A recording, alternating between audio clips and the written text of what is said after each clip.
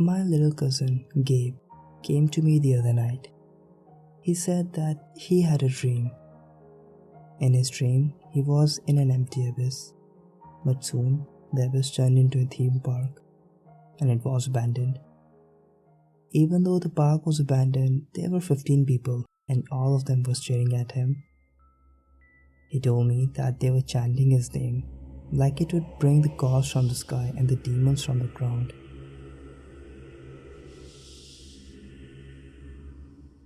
Then they slowly began to approach him, slowly like dead rising from the grave, still chanting his name.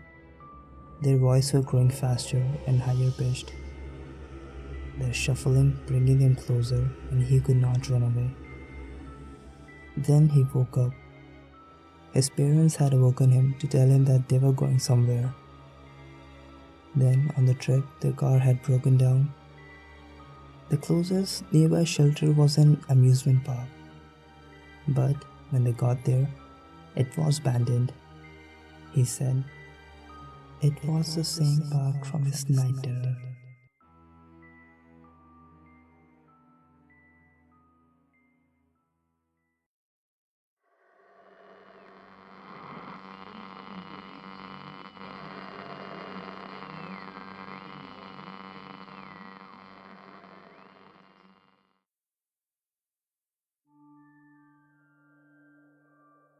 Me and two of my friends are a big-time adventure seeker. We usually explore abandoned places like buildings and cottages. But when the place is backed by some supernatural or creepy story, then the trip becomes a yes for us. There's an amusement park, not so far away from where we live, and also, it is abandoned.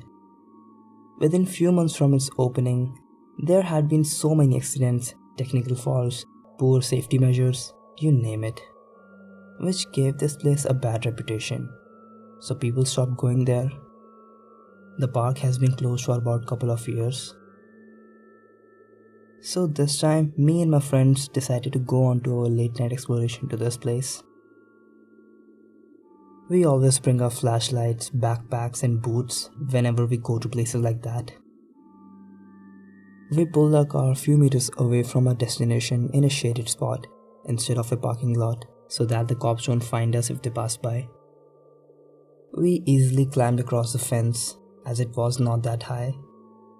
On going inside, we found the place to be really creepy, like the one you would find in a movie.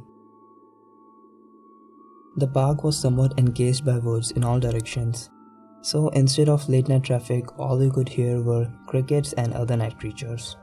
It added to the experience because, to be honest, all three of us in a certain way like to be freaked out. There were overgrown grasses on the pavement, soft drink cans and food wrappers were all over the place. The rides were partially destroyed, some buildings were still standing, but they were not in a good condition, they were mostly ruined. The place seemed like a ghost land. Perfect nighttime exploration for us. All three of us made our way into one of the buildings.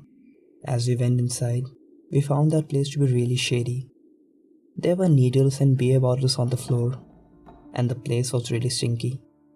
It seemed like that this place has become a shelter for junkies and hobos. We went upstairs to explore further. The corridor we were at had 4 or 5 rooms on our left, and the floor was somewhere around 18 to 20 yards in length. We point our flashlight to the very end of the corridor for a split second. All three of us looked at each other with fear on our faces. The thing we saw freaked the hell out of us. In that split second, we saw 2 pairs of eyes staring back at us from a room at the very end of the floor. We pretended like that we didn't see them, and I said, "Come on, let's go to a different building and see what's there." I didn't want to let them know that we're aware of their presence. We quickly walked away, but we didn't run because that would only be more cause for them to chase us. As we were approaching the exit, we started to run, and at the same time we heard the door open. We were running towards the fence we came in from. I looked back to find that 4 crazy maniacs were chasing us. We got out of there and went inside our car and locked all the doors. As I was starting the engine, those men surrounded us and started banging on the windows and trying to unlock the door. Their eyes were red, wide open, and their clothes were torn. I started the engine, and as I hit the gas, I heard a creak sound similar to that of breaking a bone, and one of them cried out in pain. We drove out of there. I don't know what would have happened at that night if we didn't act out smartly. Ever since then, I never dared to go on an abandoned site.